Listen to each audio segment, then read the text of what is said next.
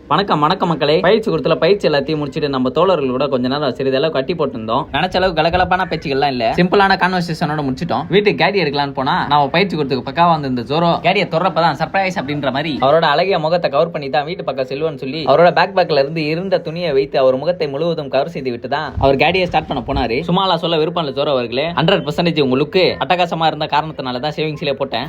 Fire தொலரே ஜோரோ அவர்களுக்கு டாடா சொல்ல வேண்டிய நேரம். டாடா தொலரே அப்படின்னு சொல்லிட்டு நம்ம கேடியில நம்ம தம்பி வேற இருந்தாரு. அவர் வீட்டாண்ட டிராப் பண்ணிட்டு நம்மளும் வெற்றிகரமா வீட்டுக்கு போய் சேர்ந்துட்டோம். வீட்டுக்கு வந்தனே முக்கியமான வேலைகள்ல ஒன்னு இருந்தது. என்ன மாதிரி முக்கியமான வேலைகள்னா, நம்ம தொலைபேசியில உயிர் கொடுக்கிறது ஒரு ரகம்னா இவனுக்கு உணர்ச்சி எல்லாம் கொடுக்கிறது ஒரு ரீதி. அவன் தான் இன்னைக்கு முடிஞ்சிட்டான். அவனை போயிட்டு இன்னைக்கு பக்காவா ரீசார்ஜ் பண்ணி முடிச்சிட்டு அம்மா எப்பயும் போல வேலையாண்ட பக்காவா பார்த்து சேஃபா டிராப் பண்ணிட்டு மதியம் உனக்கு பக்காவா செஞ்சு வச்சிட்டீங்களான்னு கேட்டிருந்தேன். வீட்டுக்கு போய் பாரு, ஆச்சரியப்படுற மாதிரி அற்புதமான உணவுலாம் இருக்குன்னு சொல்லியிருந்தாங்க. எஸ் மக்களே, சரியான உணவு தான். இன்னைக்கு அச்சு தும்சம் பண்ணிட்டு ஆஹா ஒன்னு சொல்ல மாட்டேன் மக்களே. பட்ஜெட் ஃப்ரீயா மங்கிடி லூஃபி நேர்ல பார்க்கணும்னா நம்ம காணொலியை மறக்காம சேவ் பண்ணி வச்சுக்கோங்க. நான் தான் அந்த மங்கிடி லூஃபி. நம்ம கேடி சேவை ரொம்ப நேரமா தேடி இருந்தோம். அப்புறம் தான் ஒன்னு மண்டையில ஊச்சுது. ஜெல்சாங் மேக்ஸ் அவர்கிட்ட கைடியை குத்துந்தோம். சாவி ரிட்டர்ன் தர அவர் மறந்துக்கிறாருன்னு நினைக்கிறேன். சரி பிரச்சனை இல்லை தோழரே. நம்ம புளியாண்டால் கிட்ட போயிட்டு பட்டாரிப்பிட்டான் சாவியை வாங்கிட்டு டைரக்டா கைடி எடுத்துன்னு போயிட்டு சாக்கு வீட்டாண்டியே விட்டேன். சாக்கு வேற நம்ம கிட்ட அதிர்ச்சி நியூஸ் ஒன்று சொல்லியிருந்தான். இன்னைக்கு பயிற்சி கொடுத்துக்கலாம் வரமாட்டேன், எனக்கு ஓய்வு வேணும்னு சொல்லியிருந்தான். என்ன காரணம், ஹேர் எல்லாம் காத்துல பறந்து போற மாதிரி மண்டியை விட்டு செல்னு எங்கேயோ போதான். அதனால டாக்டரை பார்த்துட்டு தான் இன்னைக்கு பயிற்சி கொடுத்துக்கு வருவேன்னு சொல்லியிருந்தான். டாக்டர் எங்கே தவறிட்டு இருக்கிறார் போல. நீங்க நினைக்கிற மாதிரி அசுக்கு புசுக்கெல்லாம் இல்ல. நம்மளாம் எப்படி வாரத்துல ஒரு நாள் ஓய்வு நாள் எடுப்போமோ, அவர் இன்னைக்கு ஓய்வு நாள் எடுத்துட்டு இருக்கிறார் போல. அடுத்த வேலையா நமக்கு தான். அவன் தொலைபேசியில இருந்து நம்ம தொலைபேசிக்கு கிறுக்கிற விட்டான். நம்ம ஒரு ஜென்டல்மேன்ன்றனால